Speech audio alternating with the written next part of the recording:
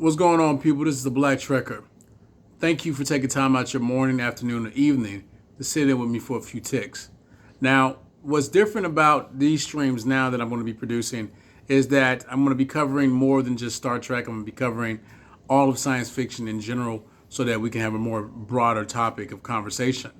Now, what I want to talk to you about is the new season of Star Trek Picard, which is going to be completely different than what I've talked to you about in Star Trek Next Generation, Deep Space Nine, or Voyager. So, with that being said, let's get into it. So, the name of the episode for season 2 is called The Stargazer. And if you don't know, Stargazer was the first ship that Jean-Luc Picard was able to command after his captain had passed away in battle. Now, Stargazer was an affinity ship for Picard because he had a lot of good memories with that ship as being his first ship. And then after that ship, he proceeded to command the Enterprise D. But now, what I'm going to talk to you about is this first episode of season 2, because this episode is really laying the groundwork of what's going to happen for the rest of the season.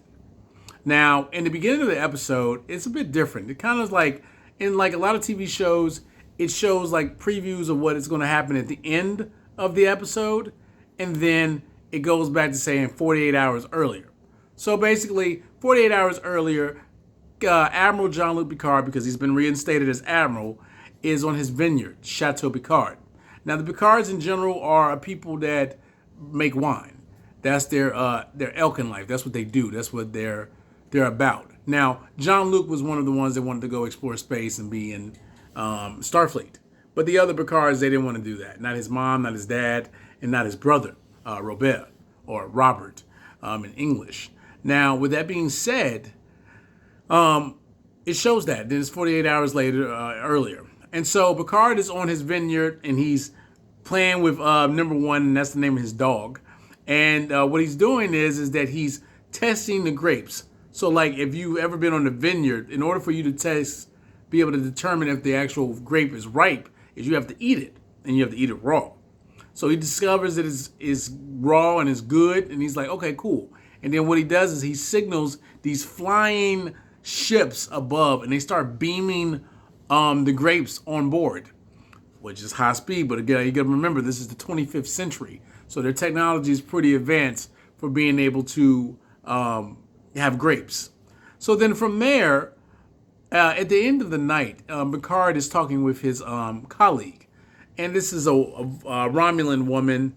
And this Romulan woman has an affinity for Picard because of the fact that Picard did make a valiant attempt to be able to relocate tens of millions of Romulans, because the Romulan star had went supernova and had taken out a vast majority of the Romulan population on the planet. But the Romulan had an empire, and that empire was across many star systems, but yet they still were displaced. So Starfleet did everything in their power to be able to help the Romulans.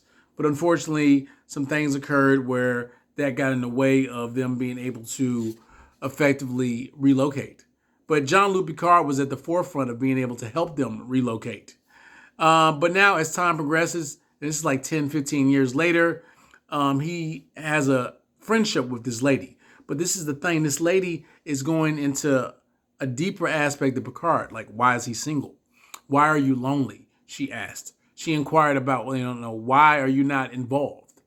And Picard is very secretive about that, and he's not really opening up. And I think this goes to the classic trope of when you're a captain or when you're in a position of authority, you have to be detached from those that are in your chain of command. And I think Picard still perceives himself to be in a position of command. Now, he has been reinstated as Admiral in Starfleet based off of what he did in season 1. But the problem is that the woman that lives in his house, she's not Starfleet. She's not under his chain of command. She is just interested in developing a relationship with Picard. So unfortunately, that's the failing of Jean-Luc. Now, Jean-Luc has been in previous relationships. He was in a relationship with a lady named Vash. He was also married to Dr. Beverly Crusher. And then also he had a run-in with a few other ladies off and on. But she has been consistently with him for a period of like 10 years. And the reason why she could dedicate so much time is because Romulans, like Vulcans, they live to be 200, 250 years old. So devoting 20, 30 years of her life to Picard is nothing, insignificant. So it's an intimate moment where they're about to kiss and Picard decides not to. Now, I'm not a woman, but I think she felt real disrespected because he chose not to, go forth with it. But anyway, it was the end of the moment, and then what happens is the following day, Jean-Luc Picard is going to be giving this speech, a commencement speech at Starfleet Academy. Now, Starfleet Academy is located in San Francisco, California. And because Starfleet Academy is located in San Francisco, it's a prime location on Earth to be able to have these individuals from different points come there and be able to train. So being that Admiral Picard has been reinstated, he is in a position of authority. He's like almost the caretaker of experiences with the Borg and also experiences with a number of species in the Alpha and the Beta Quadrant, such as the Cardassians and the Dominion.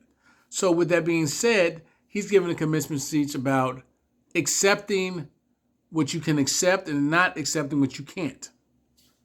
And I don't understand why he would say that, but he was speaking about the Kobayashi Maru test, which is a test that everybody got to take, regardless of your rank, and it basically is a no-win situation. But anyway, everybody graduates, but it's a keynote person that's there.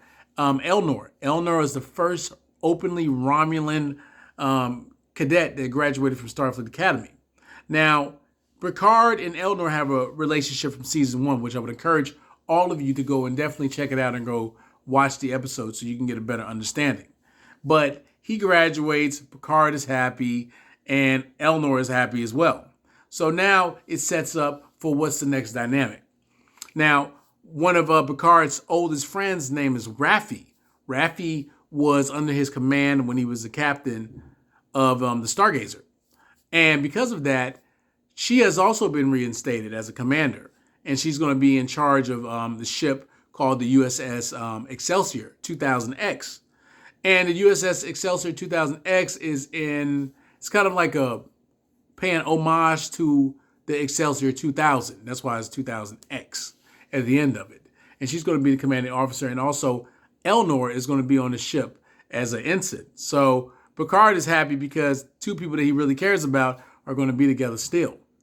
And so, with that being said, he gives a commencement speech. He sees Elnor off because he has to go and report for duty on the Excelsior. And then Picard finally goes back to the house and he sees that the lady is there waiting for him. And it's an awkward situation. But Picard is saved because then the Starfleet Admiral, the Chief Naval Commander, comes in and tells him that it's some kind of important mission. And one thing, I know this is a television show, but come on now. It's got to be other individuals in the whole entire galaxy that can go and do this. And even Picard cites this. He was like, surely there has to be more qualified individuals that you can call to go deal with this. And she's like, no, they called you by name. So apparently, somewhere in the Beta Quadrant, a spatial rift is opened up. Now, the spatial rift is green. Now, why is the spatial rift green? Why is it not blue? Why is it not black? Why is it not orange? It's green. Now, beforehand, what alien race has green technology? I'm just going to leave it at that for now. So what occurs is that Picard is like, okay, great. This is an opportunity for me to leave. I don't got to deal with this awkward situation with the lady that's living here with me. So let me go. And he jumps on it. And by the time the lady is walking up to talk to Picard again, he's already on his shuttle leaving. And she looks, upset. So a couple of moments later, Picard jumps out of warp and then he appears at the USS Stargazer. Now, this is a new Stargazer. This is not the one from 30 years ago. This is a new Stargazer. And so with that being said, Picard comes on board. Now, the captain of this Stargazer is Rios. Rios is a gentleman that Picard had a relationship with in season 1, which I would encourage all of you that are watching to go check out season 1. Rios is kind of like Okana. He's a man that does what he wants. He's a man that doesn't obey any kind of rules or guidelines. Now, he is Starfleet trained. He was in the academy. He did have a rank of commander. So he absolutely knows how to run a ship. But he got fed up with the Federation and he wanted to leave. And so that's what he did in season 1. But again, because they helped it, Admiral Picard, everybody got reinstated to their previous ranks. It was the least that Starfleet could do because they did kind of like save the whole galaxy. So he's been reinstated, and I don't understand why he's not being reinstated into like captain or promoted to captain, but whatever. Commanders can run the ship, I guess. So he's on the USS Stargazer. Picard comes in. He's took him back to memory lane. He recognizes that this is a new Stargazer and is more technologically advanced. And so when he opens the door to come on the bridge, guess who he sees? He sees Seven of Nine.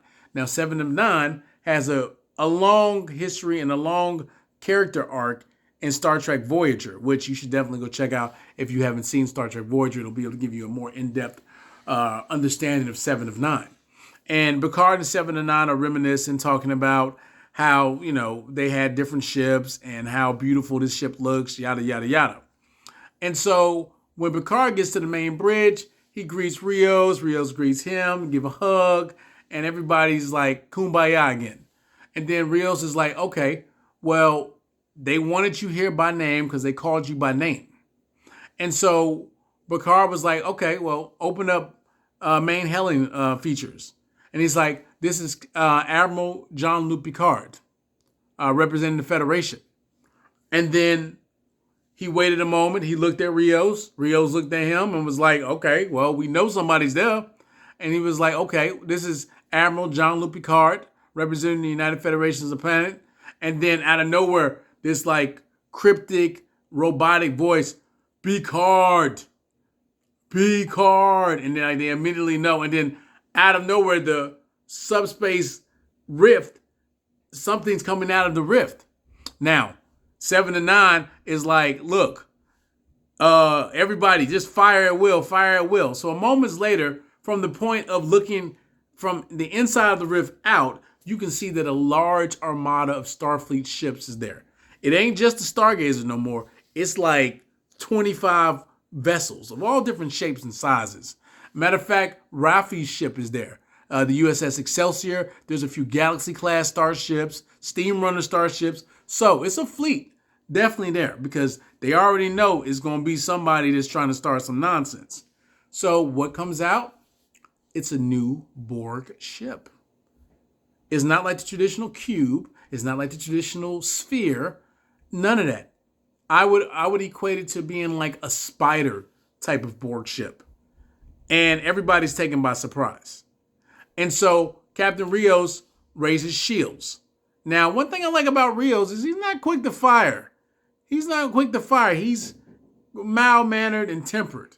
But 7 to 9 was like, dude, forget that being mild-mannered and tempered. Fire at will. But, he didn't listen. So what happens is they get hit with a beam. And the beam is weakening the shields, not to hurt the ship, but to open up a hole in the shields so that whomever wants to come over can come over. So the shields are weakened, and then the person's beams over, and it turns out to be the Borg Queen. And the Borg Queen wants to establish an alliance with the Federation. I guess the Borg have come to the conclusion that we can't assimilate these dudes. We can't assimilate the Federation. We can't assimilate humanity. So I guess we might as well try to have an actual relationship with them on some like amicable type of stuff. But what she does is actually kind of violent because she not only breaks into the ship through the shields, but then she also has like these tentacles that come out and she actually imprints herself into different consoles and starts draining power and also starts accessing different parts of the ship.